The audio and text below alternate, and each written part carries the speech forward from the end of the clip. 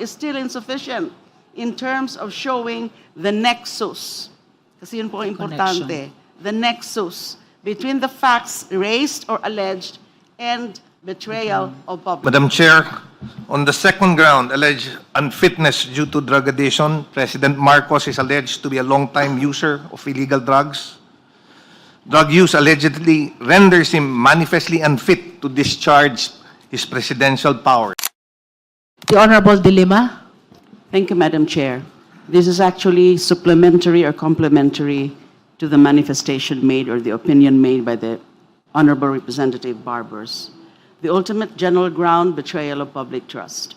The specific allegation is alleged drug addiction of the President. And again, I would point out to certain sub-allegations and refute their insufficiency.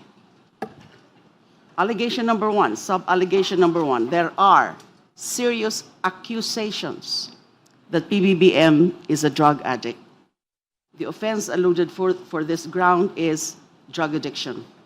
Stating that there are accusations do not constitute factual allegations of the addiction. This ground presupposes that because PBBM is an addict or an alleged addict, he is unfit to be president. However, unfitness per se is not a ground for impeachment. And even when considered as constituting basis for betrayal of public trust, the statements in this ground do not sufficiently establish allegations on how specific presidential acts were impaired by PBBM's addiction, assuming the addiction to be true. Second sub-allegation, Senator Amy, the sister, admitted or alleged or announced that PBBM is a drug addict. Again, this is not a factual allegation, but a conclusion that because Senator Amy admitted or announced that PBBM is an addict, then he must be an addict. The most that can be made out of this ground is that there was betrayal of the public trust because of PBBM's failure to disclose his addiction. However, the recital of allegations to this ground is still insufficient in terms of showing the nexus. Kasi yun po ang importante. The nexus between the facts raised or alleged and betrayal of public trust. Public accusations of PBBM's addiction, Senator Imy's claim of PBBM's addiction, PBBM's refusal to submit to a drug test, and his silence on accusations of being an addict still do not constitute the factual allegations necessary to satisfy the legal exercise in the formulation of causes of action that, assuming that they were all true, they establish betrayal of trust. Another sub-allegation is the PBBM is a drug addict because he refuses to submit to a drug test. Again, this is a conclusion and not a factual allegation. Nasabi ko na rin po, that kind of an allegation is still insufficient. The fact that he refuses to submit to a drug test. Another is by being silent. Sabi sa complaint. By being silent on his drug addiction, PBBM betrayed the public trust. For me, Madam Chair, this is a non sequitur conclusion and not a factual allegation. Because the ground must not only state a categorical allegation that PBBM is a drug addict and that this impairs the performance of his mandate, but must also include a recital of the alleged acts, events, and incidents that support the same. How do they say, or how do they know, or why do they claim that it impairs his judgment? So that's again my view. Again, this second ground is insufficient in substance. I so submit. Thank you, Madam Chair. Manifestation is noted by the committee. The Honorable Suntay. Thank you, Madam Chair. On the second ground, alleged unfitness due to drug addiction, President Marcos is alleged to be a long-time user of illegal drugs. Drug use allegedly renders him manifestly unfit to discharge his presidential powers. The evidence presented were public statements attributed to Senator Amy Marcos, news articles, opinion commentaries, and medical articles on the effect of cocaine use. Thus, the legal theory asserted is that drug addiction impaired his judgment to discharge his presidential duties. However, this is a general conclusion because there was actually no narration of which of the presidential actions or judgment was impaired due to the alleged drug addiction. There was also no medical evidence presented, no drug test results. So the allegations were merely limited. The evidence of drug use were merely limited to media reporting and political statements made by Senator Amy Marcos. In Philippine impeachment jurisprudence, it has never recognized personal health allegations without proof of impeachable offense, of the impeachable offense. And with regards to the second complaint, there were actually no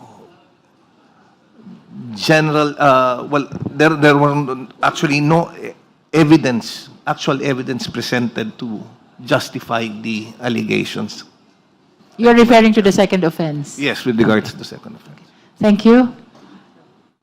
Madam Chair. Honorable Garbin first, then Honorable Po. Honorable Garbin, you are recognized.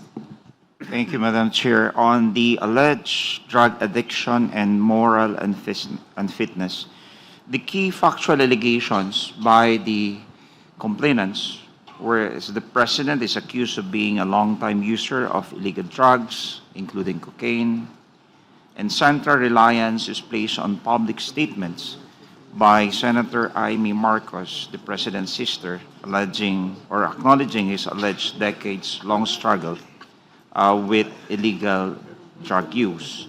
And the legal framing of the complainant is that not framed on any criminal accusation, and it is used to support the moral unfitness, the impaired judgment, and the betrayal of public trust. The allegation that the President is a drug addict is insufficient in substance.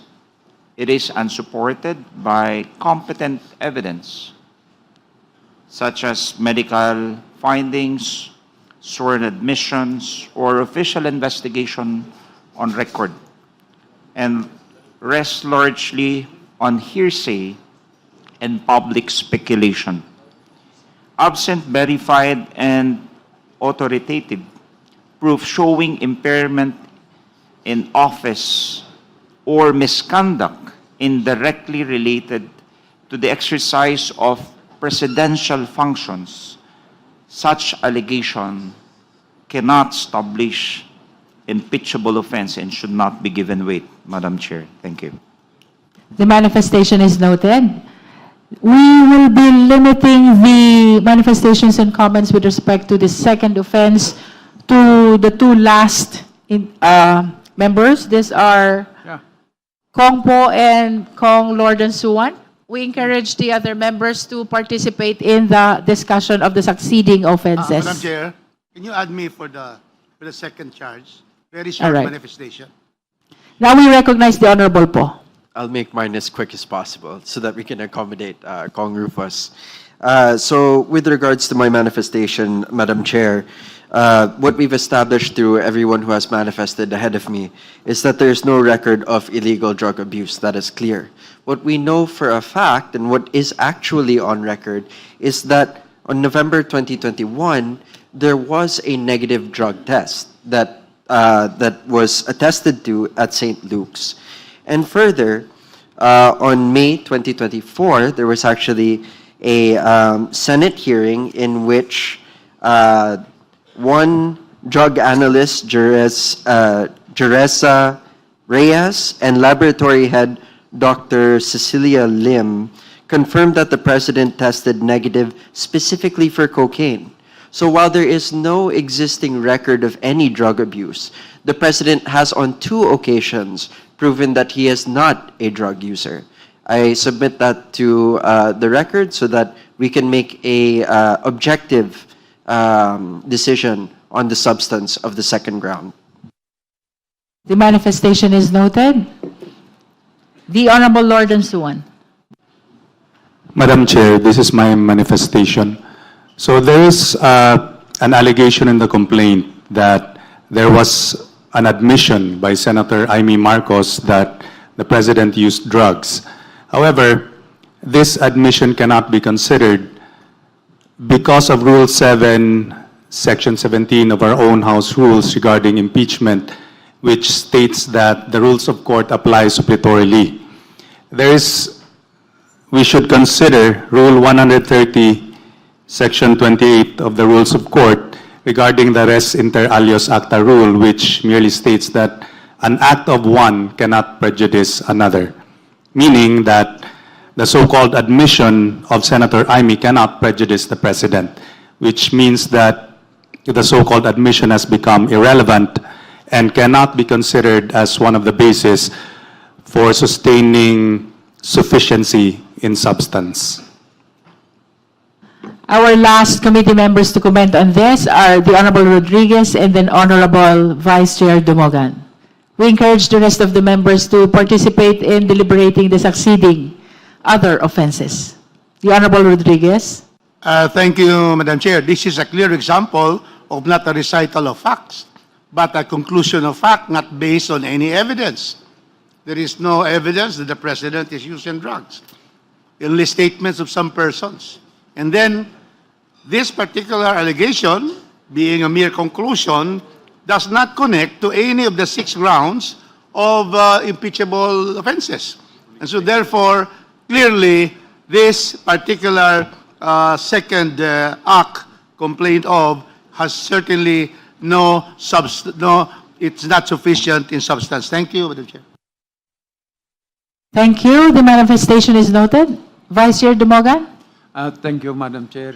In addition to what already been said, which I fully agree, reliance on newspaper clippings is not sufficient.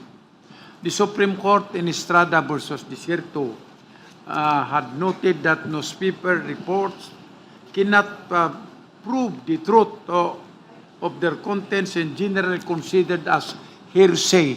So, looking at all the arguments, because as we said, there's no narration of facts, the arguments will not somewhat come out with a legal conclusion that the President violated a culpable violation of the Constitution, being a drug addict.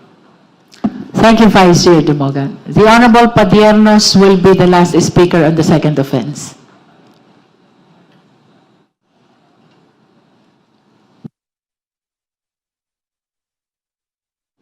Thank you, Madam Chair.